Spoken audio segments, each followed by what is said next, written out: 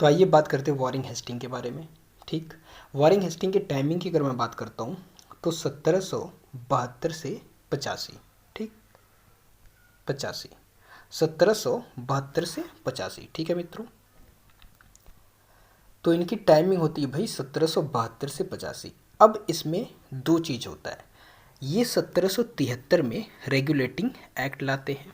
ठीक, जो 1773 का रेगुलेटिंग एक्ट आता है मित्रों, उसमें होता ये है कि जो बंगाल का गवर्नर रहता है, अब उसे बंगाल का गवर्नर जनरल बना दिया जाता है। तो वॉरेन हेस्टिंग ही लाए हैं 1773 का रेगुलेटिंग एक्ट। ठीक, तो बंगाल का गवर्नर, तो ये 1772 से 74 तक बंगाल के गवर्नर रहते हैं वॉरेन हेस्टिंग, और 1774 से, ठीक है मित्रों, 1774 से 85 तक गवर्नर जनरल रहते हैं। तो याद रखिएगा मैंने क्या बताया कि वॉरेन हेस्टिंग की टाइमिंग है 1772 से 85, और 1773 में रेगुलेटिंग एक्ट आता है, जिससे क्या होता है कि बंगाल का गवर्नर जो होता है वो बंगाल का गवर्नर जनरल हो जाता है, यानी आगे जनरल शब्द जुड़ जाता है। तो वॉरेन हेस्टिंग 1772 से 74 तक बंगाल के गवर्नर रहते हैं, ये लास्ट बंगाल के गवर्नर हैं, और प्रथम, और ये इन्हीं से स्टार्ट होता है बंगाल का गवर्नर जनरल, क्योंकि ये 73 का एक्ट लाते हैं। ठीक, तो 1774 से 85 तक ये गवर्नर जनरल हो जाते हैं। तो प्रश्न आ जाता है बहुत बारी कि अंतिम गवर्नर कौन था, बंगाल का अंतिम गवर्नर कौन था। तो आप क्या बताओगे भाई, वॉरेन हेस्टिंग। ठीक है, प्रथम गवर्नर पूछ देगा तो आप बताओगे रॉबर्ट क्लाइव। ठीक, अब प्रथम गवर्नर जनरल अगर पूछते तो मैंने बताया 1774 तक 85 तक ये गवर्नर जनरल रहते हैं, तो प्रथम गवर्नर जनरल आपके वॉरेन हेस्टिंग हो जाएंगे, और लास्ट गवर्नर भी वॉरेन हेस्टिंग हो जाएंगे। लेकिन प्रथम गवर्नर कौन हो जाएगा भाई, प्रथम गवर्नर रॉबर्ट क्लाइव हो जाएंगे। ठीक, तो आई होप गवर्नर और गवर्नर जनरल के बीच का जो डिफरेंस है वो समझ में आया होगा कि कौन कब क्या था। ठीक, अब देखिए कुछ महत्वपूर्ण कार्य हैं इनके, ये बंगाल में द्वैत शासन की समाप्ति करते हैं। ठीक, जो कि रॉबर्ट क्लाइव द्वारा लगाया गया था। अगर द्वैत शासन के टाइमिंग की मैं बात करता हूँ तो 1765 से 72 तक रहा है मित्रों। यही 73 में रेगुलेटिंग एक्ट आता है और सब कुछ समझिए एक तरह से ख़त्म होता है। तो 1765 से 72 तक बंगाल में द्वैत शासन रहता है, जो कि रॉबर्ट क्लाइव द्वारा आता है, और इसको समाप्त कर दिया जाता है वॉरेन हेस्टिंग द्वारा। ठीक, रेगुलेटिंग एक्ट आ जाता है 73 में। 74 तक बंगाल के गवर्नर रहते हैं, और 74 से 85 तक गवर्नर जनरल हो जाते हैं। ठीक, स्थानांतरण की अगर मैं बात करता हूँ तो राजकीय कोषागार का, ठीक है, मुर्शिदाबाद से कलकत्ता स्थानांतरित किया गया। विचार समस्त भूमि शासक की, परीक्षण और अशुद्धि की, राजस्व सुधारों के लिए। ठीक है, राजस्व सुधारों के लिए 74 में देखिए मैंने पहले डिस्कस करा कि 74 में, ठीक है, 74 से 85 तक, ठीक, 74 से 85 तक ये क्या रहते हैं, बंगाल के प्रथम गवर्नर जनरल नियुक्त होते हैं। ठीक, मतलब रहते हैं, ये इनको नियुक्ति मिलती है प्रथम गवर्नर जनरल की। ठीक है, अब मैं कुछ महत्वपूर्ण कार्य की बात करता हूँ। तो 72 से अगर 74 तक की मैं बात करता हूँ तो वही 73 वाला रेगुलेटिंग एक्ट आया था, जब ये क्या थे, गवर्नर थे। ठीक, अब अगर मैं टाइमिंग दूसरे की बात करता हूँ 1774 से, ठीक, 1774 समझिए मित्रों, 74 से 85 तक की। तो इसमें महत्वपूर्ण कुछ चीज़ें होती हैं, वो क्या होती हैं, 1774 में मित्रों कलकत्ता में सर्वोच्च न्यायालय की स्थापना हो जाती है वॉरेन हेस्टिंग के द्वारा ही।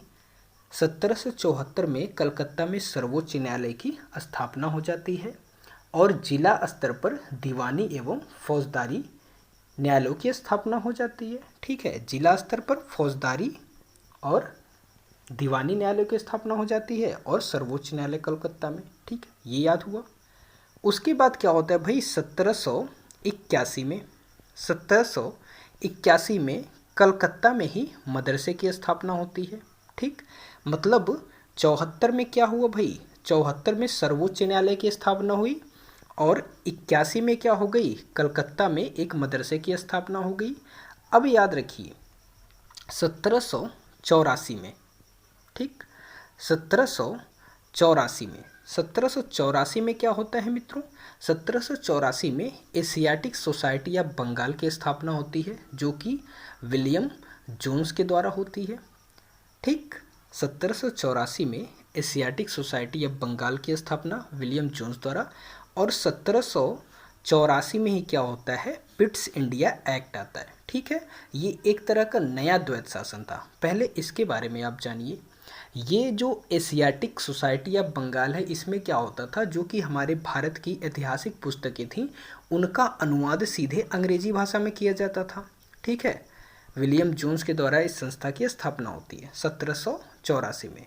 वॉरेन हेस्टिंग करता है। ठीक, अब ये समझ में आया। अब मैं बात करता हूँ 1784 पिट्स इंडिया एक्ट की। ठीक, तो पिट्स इंडिया एक्ट क्या था मित्रों? एक तरह का यह भी द्वैध शासन ही था। ठीक है, इसमें क्या होता है, जब पिट्स इंडिया एक्ट 1784 में पारित होता है तो इसके द्वारा बोर्ड ऑफ कंट्रोल नाम की एक संस्था बनाई जाती है। ठीक है, बोर्ड ऑफ कंट्रोल। और इसी के साथ क्या होता है, एक नया द्वैत शासन स्टार्ट हो जाता है। अभी उधर खत्म हुआ था। ठीक है, वॉरेन हेस्टिंग ने खत्म करा। फिर से क्या होता है, पिट्स इंडिया एक्ट जब आता है, पूछता है पिट्स इंडिया एक्ट कब आया था भारत में? तो 1784। ठीक है, याद रखिएगा। एक नए द्वैत शासन की स्थापना हो जाती है, जिसमें बोर्ड ऑफ कंट्रोल नामक एक नई संस्था का गठन होता है। ठीक, बोर्ड ऑफ कंट्रोल एक नई संस्था, और फिर कोर्ट ऑफ डायरेक्टर्स। ठीक, ये कब तक चलता है भाई? ये चलता है 1784 से। ठीक, देखिए 1784 से 1858 तक यह द्वैत शासन चलता है। कौन सा भाई? बोर्ड ऑफ कंट्रोल या कोर्ट ऑफ डायरेक्टर्स का। ठीक, क्लियर हुआ? तो ये 1858 तक चलता है, वहाँ ख़त्म हुआ, यहाँ चला। ठीक, फिर क्या होता है, इनके कुछ समय बाद सर जॉन मैकफर्शन आते हैं। उनके शासनकाल की मैं बात करता हूँ तो 1784 से 86 तक होता है। ठीक, किसी किसी बुक में आपको 1785 भी देखने को मिलेगा, 1785 से 86। ठीक, आई होप इतनी चीज़ें समझ में आई होंगी। तो मैंने क्या क्या बताया मित्रों, ये आप याद रखिएगा। एक बारी मैं बता देता हूँ। 73 में क्या हुआ भाई? रेगुलेटिंग एक्ट आया। 72 से 74 तक वॉरेन हेस्टिंग गवर्नर रहते हैं, और 74 से 85 तक क्या हो जाते हैं? बंगाल के गवर्नर जनरल हो जाते हैं। ठीक, 1774 में क्या होता है? कलकत्ता में सर्वोच्च न्यायालय की स्थापना होती है। ठीक, 1781 में क्या होता है? कलकत्ता में एक मदरसे की स्थापना होती है। ठीक, 1784 में क्या होता है? दो चीज़ें होती हैं। एक तो एशियाटिक सोसाइटी या बंगाल की स्थापना होती है विलियम जोन्स के द्वारा। एक क्या होता है भाई? पिट्स इंडिया एक्ट आता है। ठीक, तो आई होप इतनी चीज़ें आपके समझ में आई होंगी। इनके टाइमिंग की मैंने बात करी क्या? 1772 से 85। ओके, आई होप चीज़ें समझ में आई होंगी।